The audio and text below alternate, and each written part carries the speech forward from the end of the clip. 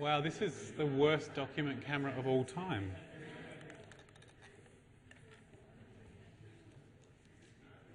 Right. So this is my more on requests. I've probably talked individually to everyone who has seen this, but I need to mention it so that it's on video in case you want to go back to it. There are specific methods that go with certain statistical situations. And I need to mention them so that you know what they are. And I will let you ask if there's anything that you're not sure on from anywhere in the stats that you've been reading, but I want to mention these first. So firstly, there is survival analysis.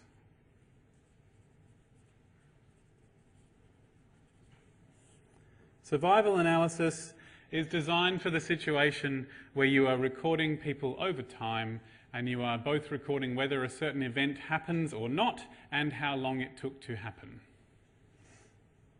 So the idea is that you have some people, you follow them over time and then something happens to them. In fact, I'm going to draw that a little more. Traditionally, it's whether they die.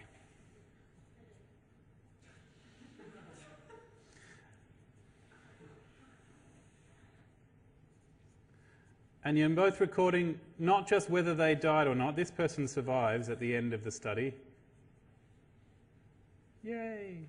But this person, we don't know what happened to them. After like a year, we lost contact with them, and we don't know whether they're still alive or not. And that is normal if you've got a study that's over a long period of time. Okay, so you could, so if your study is like this, it doesn't have to be death, it could be any event. It could be relapsing of cancer, it could be rejecting the organ that's been transplanted, it could be even in a clinical, not a clinical, but even in a lab study, it could be, you know, the bacteria appearing on the petri dish. Okay, and the time doesn't have to be measured in years, it can be measured in hours. But it's most common for unpleasant outcomes, usually death. So you've recorded not just whether they died, but also how long it took.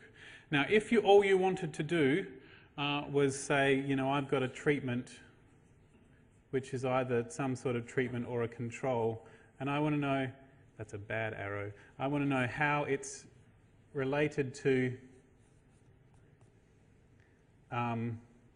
whether they died or not, that would be a chi-squared test. But we don't just have that information, okay? Or you know, or logistic, not a chi-squared test, or like Fisher's exact test.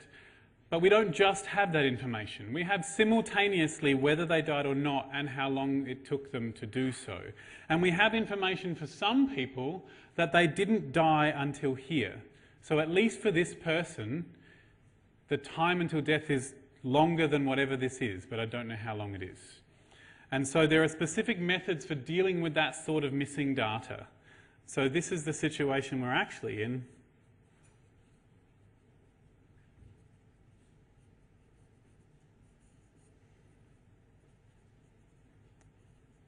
And it's the time until death as well, simultaneously. That's what we're doing, and that's what survival analysis is for.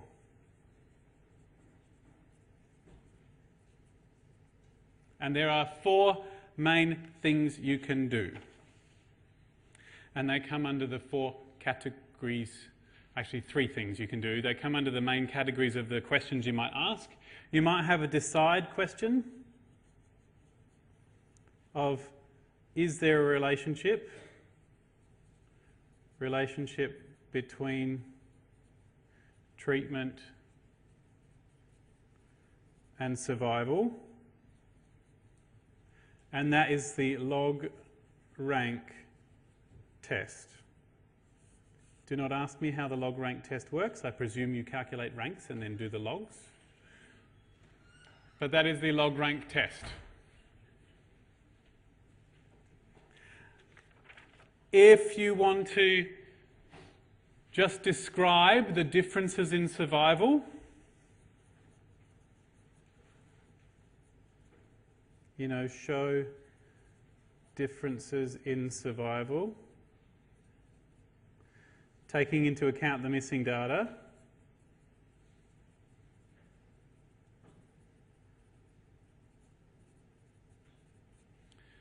Then you would do Kaplan-Meier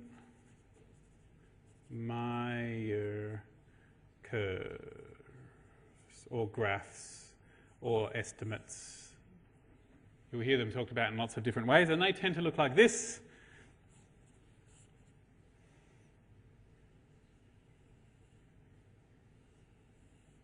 Like that.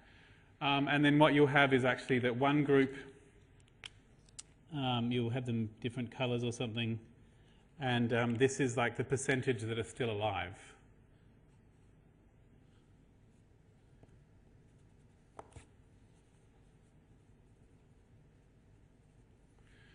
And that's percentage out of the people that are still in the study, basically.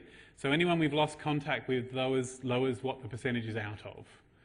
And so these estimates are calculated based on who was already in the study, and there's all these calculations that are done to extend the information about this person further. Right. And if you want to create some sort of model, formula to assess what things are related to survival, so this is to predict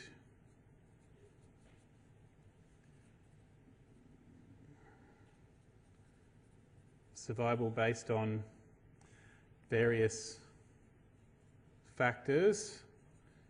So for example, you might want to control for age, control, or smoking, for example, or gender, etc. All right, that would be Cox proportional hazards regression.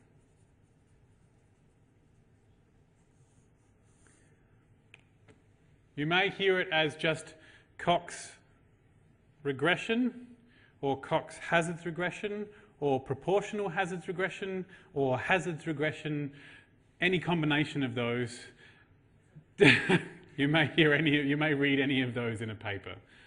But that's the full name there. Cox is the person who invented it.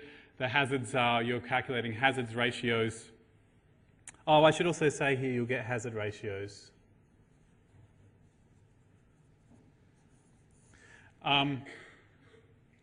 And the proportional is to do with saying that the longer you've been waiting, the more likely it is for something to happen. So the older you are, the more likely you are to die, that sort of thing. And it's proportional to how long you've been waiting for. And it's also about that, for example, if you do it with a numerical variable, that every increase of, say, 1 hour of exercise a week may halve your chances, and then another hour would halve it again. So that proportionality is about multiplying your chances rather than adding to them. Right, there you go, and that's what it is. And this Cox proportional hazards regression is what normally produces the hazard ratios when people calculate them. And I talked about what hazard ratios are about last time. But if you hear any of those words, they tend to all go together. And if you see, like, Kaplan-Meier, you'll go, oh, cool, they're talking about survival. You'll know. I don't know how any of the maths works in it, by the way. I know there's logs in there somewhere, but that's not the point. The point is knowing what they're used for.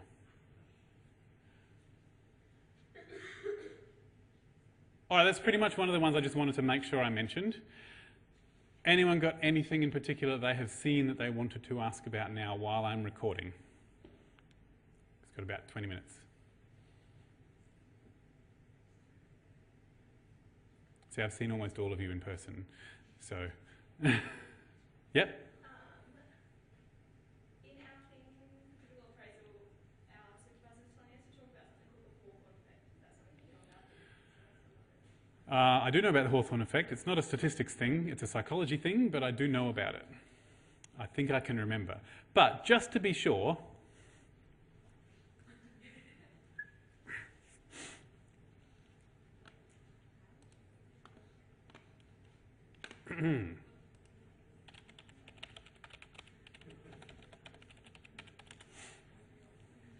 Wikipedia. Gives us great comfort that we're not the only people who do this. Yeah. So remember that most things online to do with research are pretty dense in their terminology, and you have to sort of pull it apart. It says, Hawthorne effect, referred to the observer effect, is the type of reactivity in which individuals modify or improve an aspect of the behaviour in response to their awareness of being observed. So, the Hawthorne effect is when, because they are part of a clinical trial or part of some sort of research, the patients will change their behaviour and sometimes change their health outcomes. It's one of the reasons why you do placebos. So, that's why you need to have control groups, because the Hawthorne, as long as both groups have the Hawthorne effect, you can figure out whether your treatment has any effect over and above the Hawthorne effect.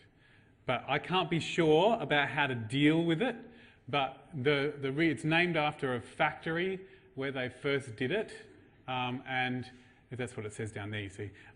So where they first did it, and people changed, and they were trying to do a quality control thing.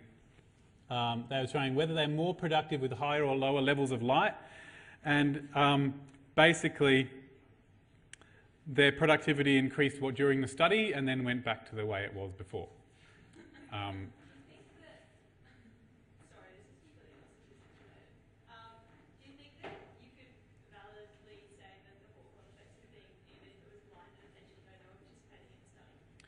If they don't know they're participating in the study, then they can probably not. You probably don't have Hawthorne effect, but there are ethical considerations there. Yeah. Yeah. So one of the ways that people get around it.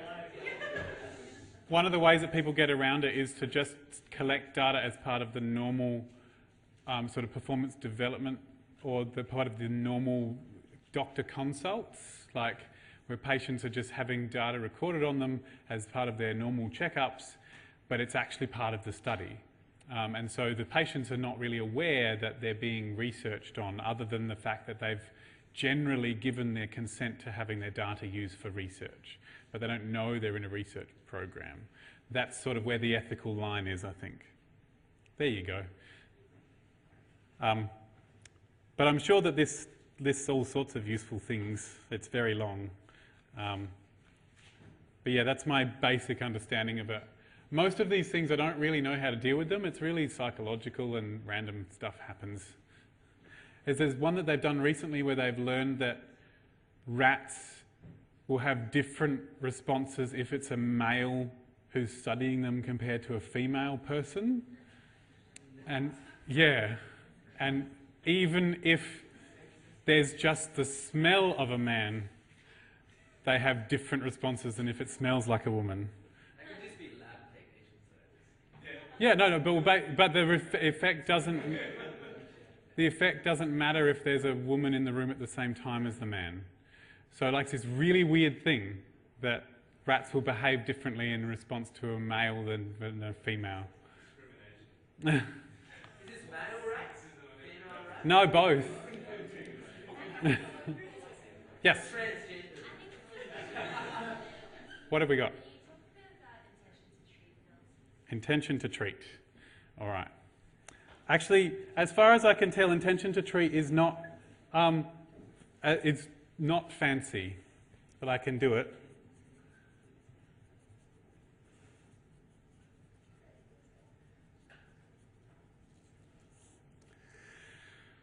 All right. So here's this thing.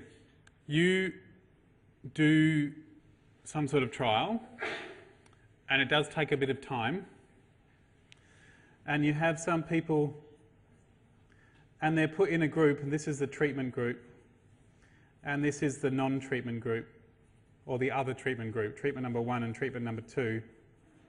And then it's over time, right? And you analyze them and you say, hey, does the treatment make a difference to my outcome? Perhaps my outcome is a number, it doesn't really matter. Okay, so I'm interested in whether the treatment 1 or 2 makes a difference to the outcome. Sweet, and maybe I do a t-test or something in this situation. That's great, lovely. However, it may be that people will self-treat, especially if both of your treatments are, commonly available. People in treatment group 2 may self-treat with treatment number 1. Pardon me. It's especially true with things for pain. People will self-treat for pain. All right, so in real life, patients do not just stick to their treatment programs. It may be that someone in treatment group number 1 will just stop taking their treatment, but still turn up to their doctor's sessions where they get measured. So in real life and in real research, people do not always stick to their treatments. This is where intention to treat comes in. You've got 2 choices. You can exclude people from the study who don't follow through with their treatment. So choices, but they may not do the treatment as planned. Okay, so you can choices, exclude them if they don't.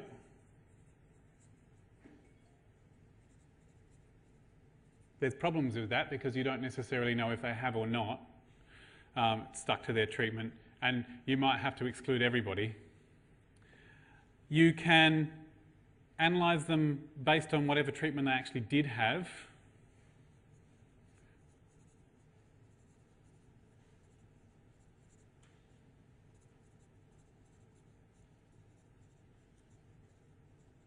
So you could actually analyse them and go, all right, did you self-treat with Panadol or whatever, and regroup them based on their actual treatment, or you could just keep them in the groups they were originally in. Okay?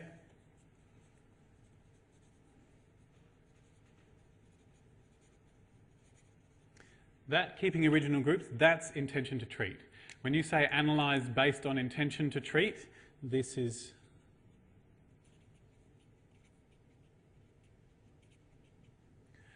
now, why is this a thing?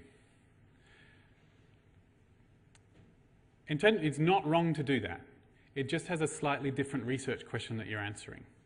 So if you want to know, does the treatment make a difference to the outcome, and you do it based on intention to treat, you don't technically know. You don't know if your treatment really makes a difference to the outcome because you don't know if the people in the treatment 1 group and the treatment 2 group actually had those treatments. But what you can answer is, does assigning people to these treatments make a difference to the outcome? Just telling people what they should do and giving them the drugs or the whatever, does that make a difference to the outcome? That's the research question you're really asking. So now it's assigning to treatment 1 or 2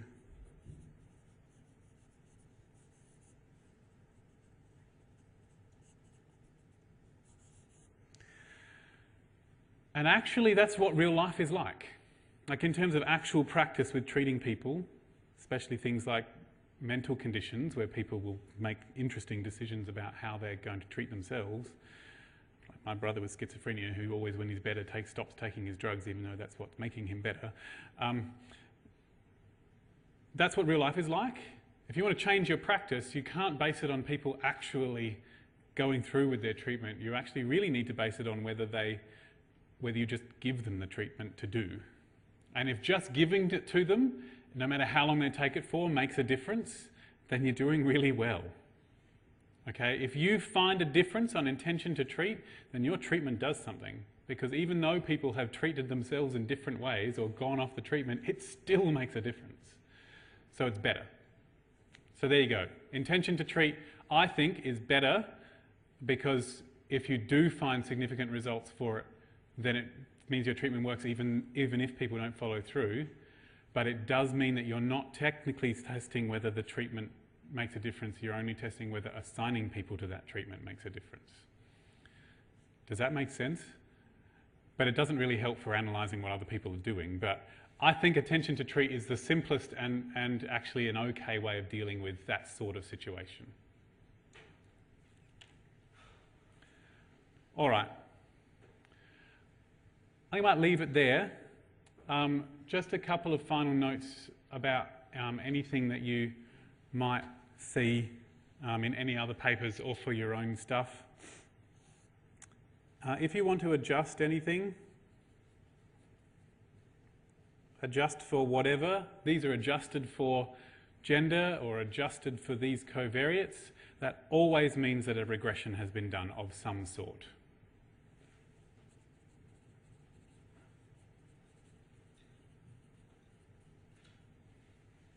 So if you're reading it and it goes, we use the paired t-test here, we use McNemar's test here, and then we did mixed effects logistic regression, and you're going, what?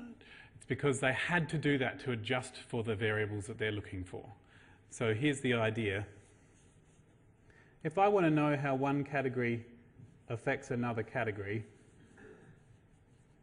and it's a repeated measures situation, that's what McNemar's test is for.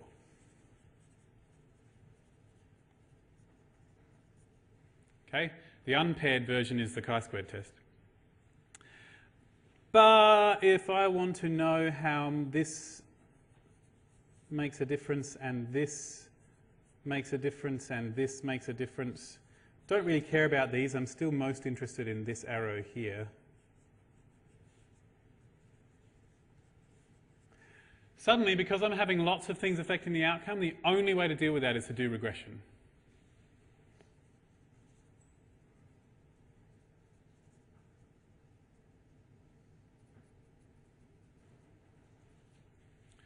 And that's the idea. If they adjust for anything, they have to do regression.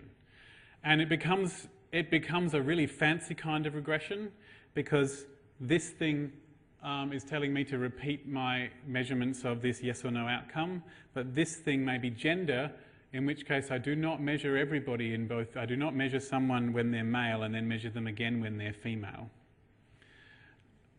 It's separate groups. And so some of these variables are causing repeated measurements and some of them are causing separate groups, which is why it's called a mixed effects.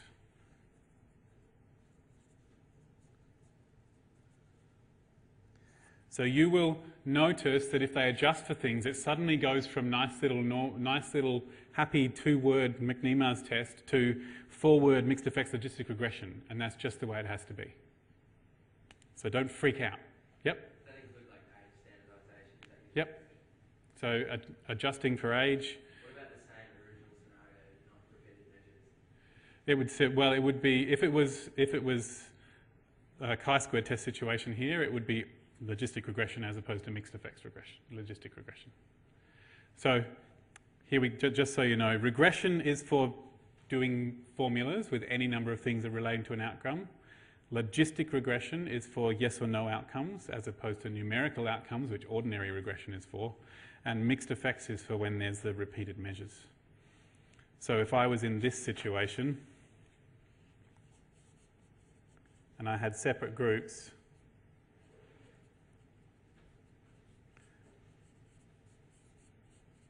and it was a numerical outcome, I would normally do the unpaired t-test.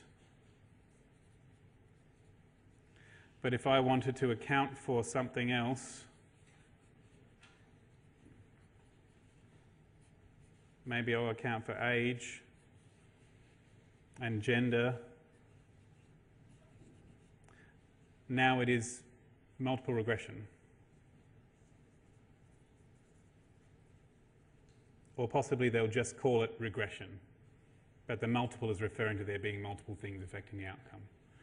So that's the deal. And maybe next year I'll include that back in an earlier lecture, but you know, we'll see how we go. It might all be different next year. All right. Well, I think that'll do, unless you were going to put your hand up. No, just scratching. Thank you for coming. It's been very nice to have faces that I recognise. And I do have one final thing. So, I want you to imagine how you felt when you saw that you had lectures on statistics. All right? Close your eyes. Now stick up your hand 1 to 5, where 1 is awesome statistics and 5 is don't ask. Stick up your hand and with that number.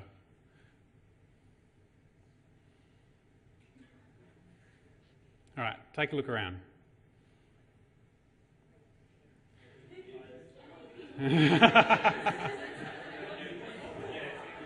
All right. I'm not going to make you... Thank you very much. That's just to... Now, you knew this already. You knew this already, because you guys all talk to each other already. But if the only thing I can do now is to think that you feel not so bad, then I've done my job well. Do you feel not so bad? Good. Because that's all I aim for. All I want is for people to not get to the end of this research proposal and think, God, I never want to do this again. As opposed to, I could conceivably do this if I was pushed. And that's better than the first option. I'm not looking for big differences. Thanks for coming on for the ride. If you want to talk to me about research proposals or things, send me an email. I've talked to most of you already. Those of you who are listening, pretty much fully booked out next week already. So you email me and I'll see what I can do. But otherwise, watch all the lectures and you will be okay. Thank you. Yeah.